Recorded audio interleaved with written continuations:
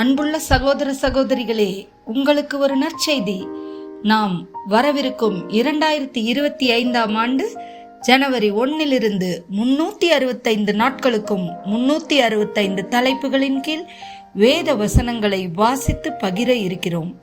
நீங்கள் இதை அனுதினமும் கேட்டு தியானித்து ஆசீர்வாதத்தை பெற்றுக்கொள்ளுமாறு கேட்டுக்கொள்கிறோம். அது மட்டுமல்ல, இதை சப்ஸ்கிரைப் செய்து உங்கள் நண்பர்களிடமும் பகிர்ந்து கொள்ளுமாறு அன்புடன் கேட்டுக்கொள்கிறோம். நன்றி.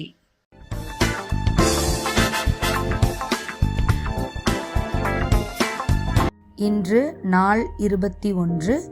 தலைப்பு அனுமானங்கள். ஆதியாகமம் 20:11. அதற்கு ஆபிரகாம், இவ்விடத்தில் தெய்வ பயம் இல்லை என்றும் என் மனைவி நிமித்தம் என்னை கொன்று போடுவார்கள் என்றும் நான் நினைத்தேன்.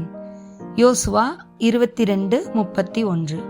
அப்பொழுது ஆசாரியனாகிய எலெயாசரின் குமாரனாகிய பினகாஸ் ரூபன் புத்திரரையும் காத் புத்திரரையும் மனாசே புத்திரரையும் நோக்கி, நீங்கள் கர்த்தருக்கு விரோதமாய் அப்படிக்கொத்த துரோகத்தை செய்யாதிருக்கிறதுனாலே கர்த்தர் நம்முடைய நடுவிலே இருக்கிறார் என்பதை இன்று அறிந்திருக்கிறோம்.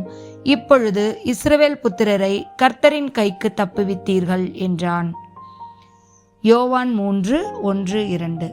யூதருக்குள்ளே அதிகாரியான நிக்கோதேமு எனப்பட்ட பரிசேயன் ஒருவன் இருந்தான்.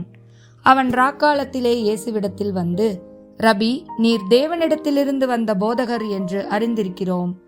ஏனெனில் ஒருவனும் தன்னுடைய தேவன் இராவிட்டால் நீர் செய்கிற இப்படிப்பட்ட அற்புதங்களை செய்ய மாட்டான் என்றார். அப்போஸ்தலர் 9:13-14.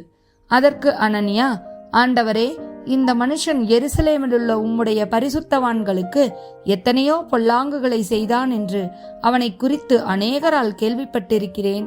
இங்கேயும் உம்முடைய நாமத்தை தொழுது கொள்கிற யாவரையும் கட்டும்படி அவன் பிரதான ஆசாரியர்களால் அதிகாரம் பெற்றிருக்கிறான் என்றான். ஆமேன்.